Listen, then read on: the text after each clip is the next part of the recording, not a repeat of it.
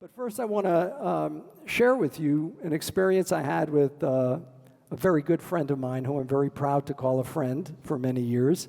And he's a remarkable guy, and I want to call him up now, Dr. James Berenson. Jimmy, come on up. Shana Tova, Jimmy. I'm going to boast on you a little bit. Jim taught me how to ski when I was 40 years old, but that's another story I'll come to in a minute. He's an amazing skier, but more importantly, Jim is professor of oncology and hematology at UCLA, leading oncologist, probably the world's top authority in multiple myeloma, a type of blood cancer, and he'll never tell you all that because he's too humble. And Jim, we're going to give you this microphone because I'm going to ask you a few questions. You grew up in Portland, Oregon. And your twin brother, Ronnie? Identical twin. Identical twin, also an oncologist and cancer researcher. Right. So how did all that happen, Jim? Two twin boys end up being cancer researchers. Well, it started when I was an undergrad, and I was sitting around the fireplace one winter evening, and I had mono, and I told my mother I wanted to be a poet. I was a sophomore at Stanford, and she said, "Listen, son, you can be a doctor, lawyer, or schlemiel." So she got 3 doctors, 1 lawyer, schlemiel 1, but she married the lawyer. Artiste is the phrase you're looking for. I don't think it's schlemiel. But Jimmy, something very traumatic happened to you in your life when you were 12 and a half years old, preparing for your bar mitzvah in which synagogue in Portland? Well, we belonged to all 3. Oh, you belong to all 3, Never that's Shalom, right. Shara Torah, and Beth Israel. Okay, and you were preparing for your bar mitzvah, and suddenly your father... My father developed a brain tumor, glioblastoma. And he died before your bar mitzvah? He died a few months before you and Ronnie were bar mitzvah. Wow, what a tragedy. I mean, think about a joyous event in somebody's life, and it's eclipsed in that way. And your mom rose to raise her children and really do remarkable things. And both of you ended up, I'm sure, impacted by that event in your life that transformed you in many ways into the pursuit of medicine. Would that be right? Right. We wanted to find a cure for this thing that did my father away in 5 months. Right. Jim, something else I want to share with the congregation. You were beyond a true friend and a loyal friend, and we can drop the screen for a minute. Is the screen coming down? Are we going to wait for this? Hello? Rabbi calling. Oh, there we go. Okay, Jim, so long time ago, it seems like a very long time ago, you were there for me personally when we had a terrible trauma in my family. Right. My late wife died of cancer. Here's her picture.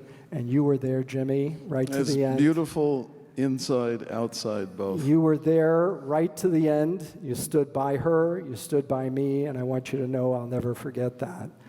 But what I wanted to talk about a little bit today... it's 30 years this year. Amazing. Since she passed. 30 years, 22, right. Yeah. So, Jim, I'm going to change for a minute to something else that you did that really disappointed me. You lied to your rabbi, Jimmy. Do you remember that?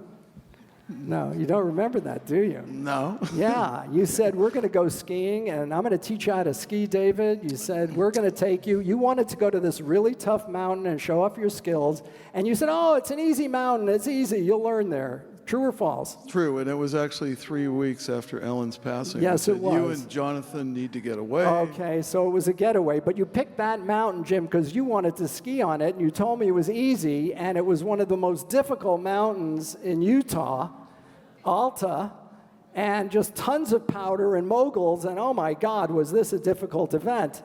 And am I boring anyone here? Are you enjoying this insight? I'm going somewhere. I promise you I am going somewhere with this sermon. And Jimmy, you were jumping off cliffs and doing double diamond runs, and where was I? He was on his tuchus. Oh. Now, listen, I don't know how they teach you Yiddish in Oregon, but it's tuchus with a ch, not tuchus. Yeah, my grandmother wouldn't like the way I said that. It's a ch. It's a ch, Jim. And what's more that's really interesting is we didn't have any ski clothes, so we borrowed some of your old ski clothes. And something interesting about Utah, if you've ever been to Utah, if you're not a Mormon, you're a Gentile. And for the first time in my life, as a rabbi, as a Jew, I was a Gentile. It was a very unusual experience, actually. But there we were, and it was somewhat embarrassing because this nice Mormon family got off the ski lift, and they pointed their ski poles over there, and they said, and I'm wearing this lime green ski jacket that I borrowed from you. That I remember. I don't think lime green is a big color anymore, but they pointed their ski pole and said, look at that Gentile over there on his tuchus, deep in the powder. It's very embarrassing, Jim. But I will say this, that after learning to ski Alta, I developed into a not bad skier. I'm no champion, but I developed into a decent skier. But what I wanted to do is take advantage of you being here tonight because your work in multiple myeloma is so important. 15 years ago, if someone was diagnosed with multiple myeloma, what would the lifespan expectation be? Well, my cousin Stanley Katz had it, and that's how I got into it in the mid-'80s. He lasted 25 months, and that was about the average. And how about now, Jim? We just updated our data, and I'm happy to say it's 145 months, 12 years. Things That's amazing. have really So, improved that's really amazing. tremendously. Yeah. And the best part is people live with a great quality of life. You would not know that almost anybody with it in our clinic has it when they go outside the clinic. They can leave normal lives now. That was not true. We had nothing. Now we have so many new treatments that are well tolerated and give people their life back. As we like to say, as my daughter Ariana said it, and it's our slogan, live better, live longer. That's what it's about. That's what it's about, absolutely. Now, Jim, since I have you here, I'm going to pick your brains a little bit. The human genome, genetic transfer is going to be a very big area in cancer research from everything we're reading. The human genome is that double helix, right? That double helix, let's bring it up. And the double helix, which is called, by the way, the Book of Life, as we ask to be inscribed and sealed in the Book of Life, it's called the Book of Life. And there are formations that are nucleotides, A, T, C, G. Can you explain that? Yeah, these are the nucleotides, the base pairs, and they match. I remember when Ari was in first grade in the same grade school as Jonathan, I had the kids, I had to teach them about genes, so I had them match lifesavers, you know, yellow and green and red and orange. And basically, these things have to match one another. There's two, as you can see here, strands. And there's what we call a sense strand, an antisense strand, and that makes up DNA, and that then becomes RNA, which ultimately becomes your proteins. And it's the manifestation of who we are, the genetic material we get from our parents, right? So in between, there are these sulfuric bridges, right? These are the sulfuric bridges. Right. Now, for those people who don't know, in the Hebrew alphabet, every letter has a numerical value. Aleph is 1. Bet is 2.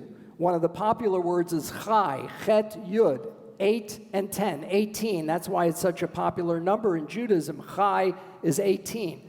And we can look at the Hebrew alphabet and see the numerical values given to each of the letters. Now, what's really fascinating is that certain acids have to form to create those sulfuric bridges. Is that correct? Right. And they are repeated billions of times. Would that be correct? That's correct. And those sulfuric bridges are created by a repetition of certain acids at each level. That's correct. And the numerical number is, and let's roll the slide, the numerical number is 10, 5, 6, 5. 10, 5, 6, 5. Billions and billions of times in our DNA, maintaining the bridge that holds the DNA together so it doesn't collapse. And the numerical value of those letters is the name of God. Yod, He, Vav, He. Amazing to think. The odds against this, by the way, are tens of thousands to 1. But the point is, according to some religiously inclined people, this shows God's imprint or signature on our DNA. Now, I don't know if I can sell that to you, Jim. You're a hardcore scientist. No, he's shaking his head. But to me, as a rabbi, it says there is a spark of divinity in us. And if we can learn to get together as human beings and live together and respect each other, we bring out that divinity. So thank you, Jimmy, for sharing this with me. I really appreciate it. Thank you, Jim. And let's give a nice round of applause. Thank you to Dr. Berenson.